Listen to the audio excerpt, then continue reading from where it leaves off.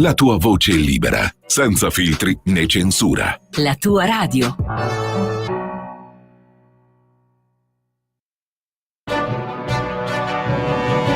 Va ora in onda il Bamba della settimana di Vittorio Feltri.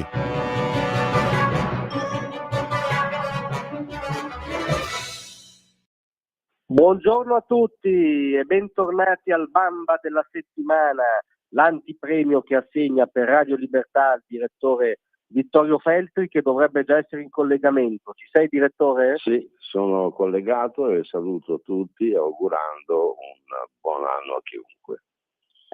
Un buon anno anche a te, direttore, grazie come sempre. E tra l'altro diciamo, questo Bamba è ahimè un classico di Capodanno, mi viene da dire. Sì, questo è un Bamba che si doveva assegnare già da molto tempo, solo che sì, siamo un po' distratti, ma la realtà è che in questo paese in certi momenti si torna, diciamo, non dico al Medioevo perché allora non esisteva la polvere da sparo, ma torniamo veramente indietro ad un'epoca di infantilismo mentale. Ma come ci si fa a divertire sparando, buttando facendo i fuochi d'artificio, gettando bombe per strada, una cosa disperante, perché insomma d'accordo, finisce l'anno, no? Un anno muore, io se muore qualcuno gli farei un funerale, no, invece qui si festeggia con i botti perché si saluta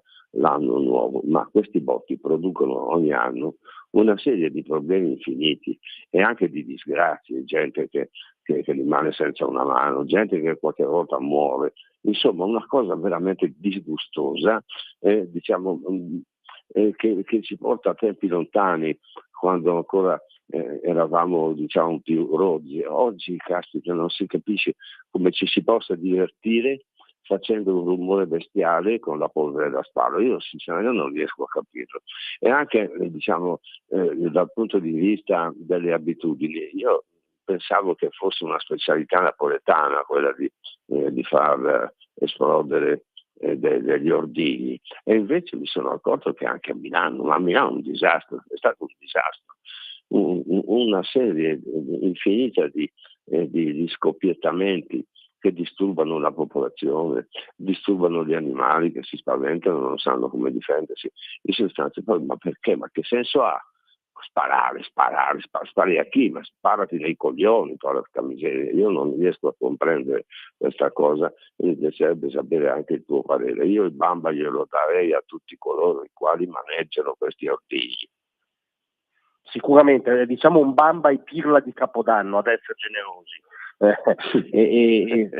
Tra l'altro il campionario che riepilogavi tu è veramente quest'anno è come dire, deflagato ulteriormente, perché c'è il record di feriti, 329 feriti per colpi d'arma da fuoco, petardi, esplosioni di vario genere.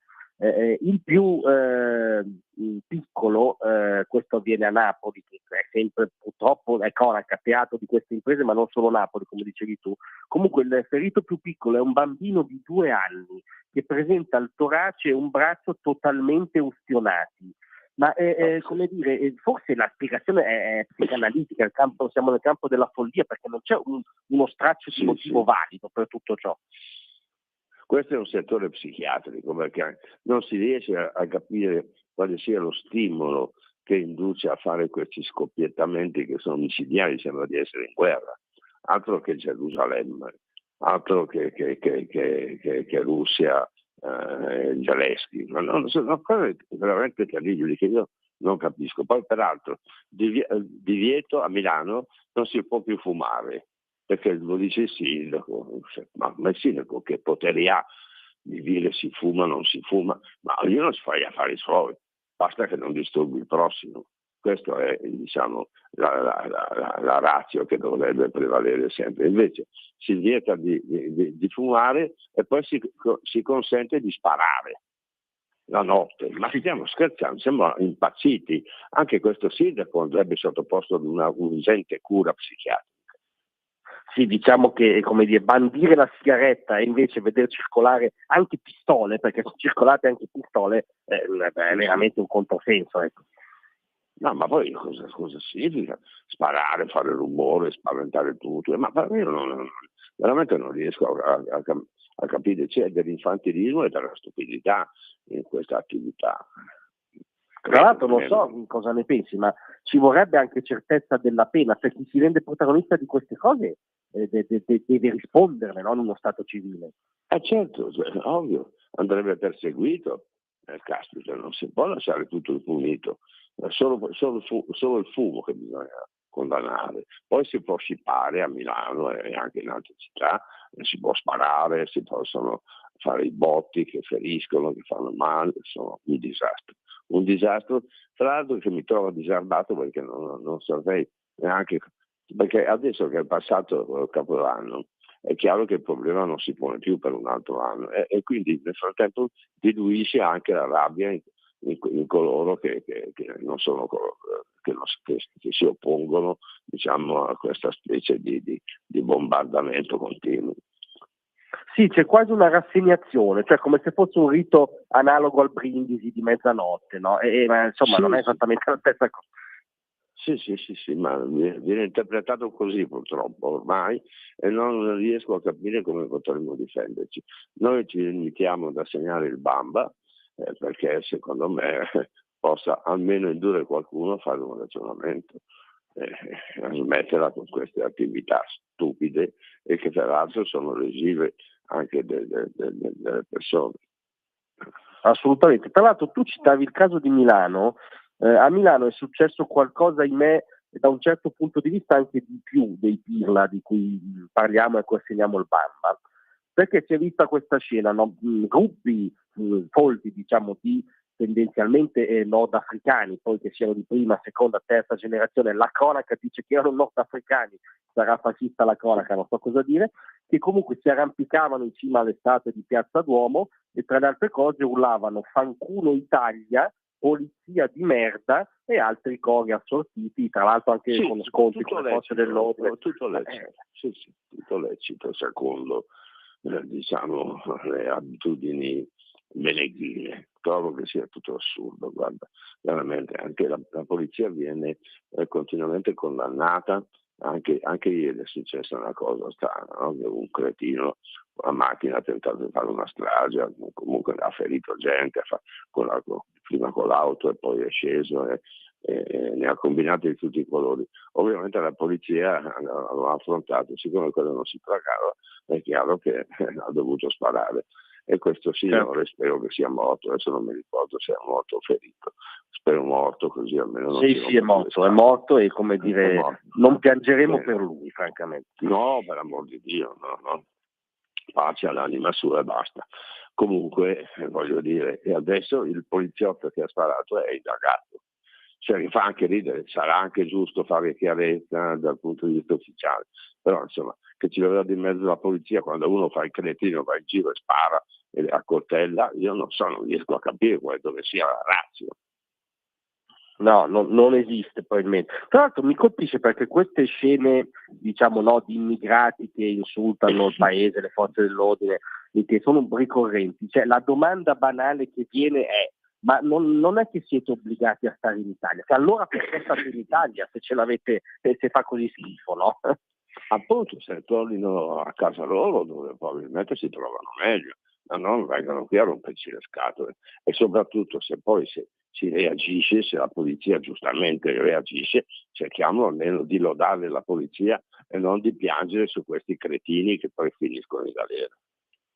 Sì, tra l'altro ahimè ci finiscono poco, diciamo, ecco loro in galera. Sì, poco. E quando anche vanno in galera ci rimangono per tempi molto brevi, quindi trovo che sia tutto assurdo.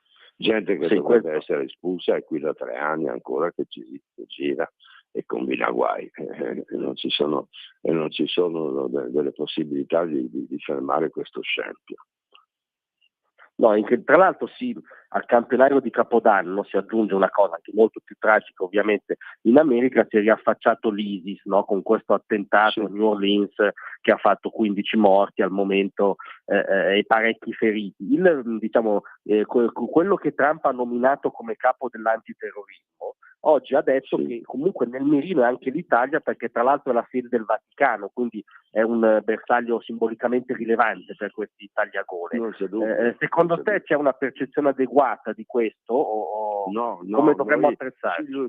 ci illudiamo sempre di poter creare una situazione di ospitalità e che possa placare l'animo di questi idioti. Invece non è vero, perché questi idioti sono imbevuti da pregiudizi religiosi e quindi hanno anche una giustificazione morale per se stessi, che non è una giustificazione, ma la ritengono tale, e quindi non li fermerà nessuno, continueranno a disturbarci, e noi l'unica cosa che dovremmo fare è vietare l'ingresso a chiunque non abbia le carte in regola, e invece non lo facciamo perché bisogna ospitare e poi la sinistra, figurati, la sinistra nuove davanti a queste cose, e quindi non sarà facile reprimere, non sarà facile.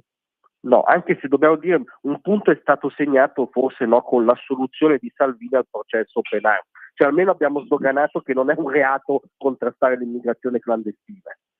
Sì, questo infatti mi ha rallegrato molto, e devo anche dire che grazie alla soluzione di Salvini ho vinto numerose scommesse e ho fatto anche un pacchetto di soldi, perché io ero convinto che non potessero condannarlo, perché anche il più idiota dei magistrati davanti all'evidenza non può chiudere gli occhi. Quindi come dire, ti ha portato bene anche prosaicamente, diciamo, la soluzione di Salvini. Sì, lo dico apposta che mi viene da ridere, perché scommettevo che sarebbe stato assolto quando nessuno ci credeva.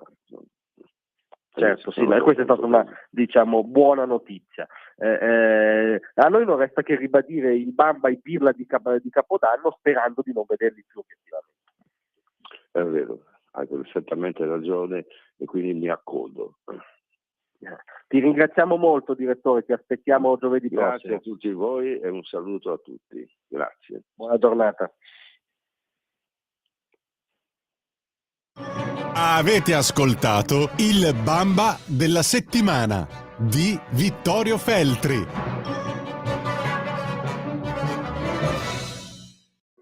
Da oggi